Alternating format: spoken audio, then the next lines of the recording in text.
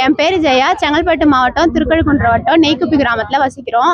இந்த சாலை வந்து தணிகையம்மன் சாலை. இந்த ரோடு போறேன்னு சொல்லிட்டு 3 மாசம் ஆகுது. நோண்டி ஜல்லி மட்டும் தான் கொட்டி வச்சிருக்காங்க, வேற எதுவுமே பண்ணல. நாங்களும் பஞ்சாயத்துல போய் கம்ப்ளைண்ட் பண்ணிட்டோம். கேட்டா தார் இல்லைன்னு சொல்றாங்க. தார் இருக்கா இல்லையான்னு முன்னாடியே நீங்க பேசி பார்த்துட்டு தான் நீங்க ரோட ஃபர்ஸ்ட் நோண்டி இருக்கணும். எதுவுமே பண்ணாம நீங்க ரோட நோண்டி வச்சீங்கன்னா அதனால அவசப்படுறது யாரு? நீங்களா நாங்களா? இந்த கிராமத்துல வளர நாங்க தான் கஷ்டப்படுறோம். குழந்தைங்க வச்சிருக்கோம், நாங்க தான் கஷ்டப்படுறோம். என் 3 வயசு குழந்தைய LKG சேர்த்தோம். இந்த வழியா போனா எனக்கு 1 கிலோமீட்டர் தான். ஆனா இந்த ரோடு சரியில்லாதனால ஒரு நாள் போயிட்டாரு, எங்க வீட்டுக்காரர் கூட்டிட்டு போயிட்டாரு. போயிட்டு கீழே தான் விழுந்து வரனா. என் குழந்தைக்கு முட்டியில அடிபட்டுச்சு. ஸ்கூல் இப்பதான் ஓப்பனே பண்ணாங்க.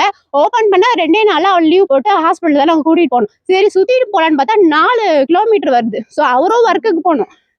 காலையில 9 o'clock போயிட்டு அங்க பஞ்சு வைக்கணும். ஸோ குழந்தைய கூட்டிட்டு போய் விடுறதா அவரு ஒர்க்கு போய் பஞ்சு வைக்கத்தானே தெரியாம ரொம்ப கஷ்டத்துல இருக்கும். இப்படி போனா எங்களுக்கு எல்லாமே ஈஸி தான். நாங்களாம் வந்து டெய்லி வேஜஸ் தான். டெய்லி வேலைக்கு போனா மட்டும்தான் எங்களோட லைஃபை ரன் பண்ண முடியும். அப்ப இந்த மாதிரி பண்ணா நாங்க என்ன பண்றது சொல்லுங்க?